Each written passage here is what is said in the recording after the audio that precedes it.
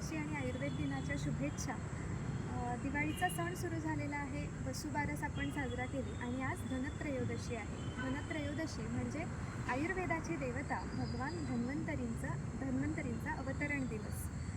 धनत्रयोदशी म्हटलं की आपण एखादा सोन्याचा अलंकार खरेदी करतो किंवा सोनं खरेदी करतो.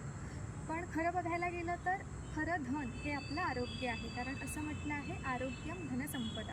आपलं आरोग्य जर चांगलं असेल तर आपण सर्व प्रकारची संपत्ती आणि धन प्राप्त करू शकतो. तर या आरोग्याची देवता भगवान धन्वंतरी आहे आणि भगवान आपल्या भारतीय संस्कृतीचे देवदेवता आहेत. त्या देवदेवतांच्या हातात असलेली आयुधं, अस्त्रशस्त्र यांना विशेष महत्त्व आहे किंवा ही जी अस्त्रशस्त्र आहेत ती वेगवेगळ्या गोष्टींचं प्रतीक म्हणून देवतांनी धारण केलेली आहे. तर भगवान धन्वंतरींचं वर्णन करताना असं म्हटलं आहे, शंखन चक्रन जलौकान दधत अमृतघटम. म्हणजे भगवान धन्वंतरींच्या हातात शंख आहे, चक्र आहे, जळू आहे आणि अमृत कलश आहे. तर हा जो शंख आहे, शंखनाद जो आहे तो मांगल्याचं प्रतीक आहे. आपण पूजा करताना सुद्धा या शंखाची पूजा करतो. आयुर्वेदात जनपदोध्वंस म्हणजे पेंडेमिक्स किंवा एपिडेमिक्स जे व्याधी आहेत त्याची चिकित्सा सांगत असताना पेंडेमिक्स किंवा एपिडेमिक्स असताना शंखनाद करायला सांगितलं आहे. कारण शंखनाद हा कृमिघ्न आहे. सूक्ष्म जीवाणू, विषाणू यांचा शंखनादाने नाश होत असतो. त्यानंतर चक्र आहे. चक्र हे सर्व जसं श्रीकृष्णांचं किंवा विष्णूंचं सुदर्शन चक्र जे आहे त्या चक्राने असुरांचा नाश केला, त्याचप्रमाणे असुरासारखे असणारे हे जे आपल्याला त्रास करणारे रोग आहेत त्यांचा नाश या चक्राने होतो, असं हे चक्र आहे. म्हणजे आयुर्वेदात शल्यतंत्र जे आहे, ज्यामध्ये शरीरात घुसलेलं शल्य म्हणजे एखादी गोष्ट जी शरीराला त्रासदायक आहे ती बाहेर काढली जाते आणि शल्यतंत्र हे अष्टांग आयुर्वेदाचा एक भाग आहे, एक अंग आहे. तर त्याचं प्रतीक म्हणून हे चक्र धारण केलेलं आहे. त्यानंतर जळू आहे, जलौका. आयुर्वेदात जी पंचकर्म सांगितलेली आहेत त्या पंचकर्मांपैकी रक्तमोक्षण हे एक महत्त्वाचं कर्म आहे.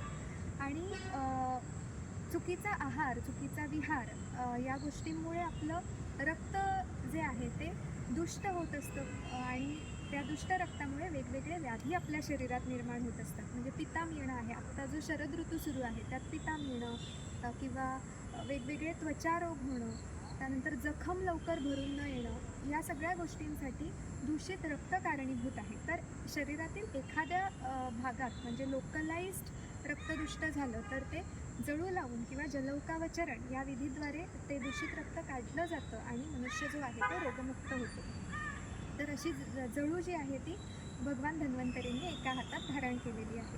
त्यानंतर अमृत कलश आहे. अमृत आपल्याला माहीतच आहे, अमृत हे अमृत सेवन केल्यानंतर दीर्घ आयुष्य प्राप्त होतं किंवा अमरत्व प्राप्त होतं असं म्हटलं जातं. तर अमृत भगवान धन्वंतरींच्या हातात जो कलश आहे तो म्हणजे सर्व औषधांचं प्रतीक आहे. म्हणजे ही अमृतरूपी जी औषधं ईश्वराने निर्माण केलेली आहेत त्या औषधांच्या सेवनाने मनुष्य रोगमुक्त होत असतो. आयुर्वेदात असं म्हटलं आहे की इत्थम ही नानौषधी भूतम जगती किंचित द्रव्यमस्ती. म्हणजे ईश्वराने निर्मित केलेल्या सृष्टीमध्ये प्रत्येक गोष्ट जी आहे ती वैद्य युक्तीने औषध म्हणून वापरू शकतो. म्हणजे अशी एकही गोष्ट नाही ज्याच्यामध्ये औषधी गुण नाही असं नाही. म्हणजे प्रत्येक गोष्ट ही आपण औषध म्हणून वापरू शकतो. तर असा हा अमृत कलश आहे जो सर्व रोगनाशाचं प्रतीक म्हणून धारण केलेला आहे.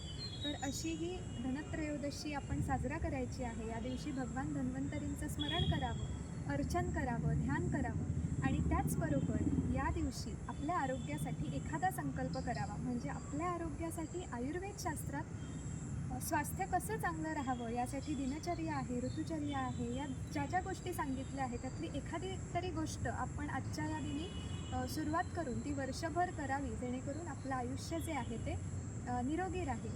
तर तुम्ही नक्कीच मला कळवा की तुम्ही कोणती सवय किंवा आयुर्वेदातली कुठली गोष्ट आजच्या दिवसापासून आपल्या आचरणात आणणार आहात आणि निरोगी आणि आनंदी जीवन जगणार आहात. आजच्या या दिनी भगवान धन्वंतरींच्या चरणी तुमच्या निरोगी आणि दीर्घायुष्याची प्रार्थना करते. सर्वांना पुन्हा एकदा धनत्रयोदशीच्या आणि आयुर्वेद दिनाच्या शुभेच्छा. धन्यवाद.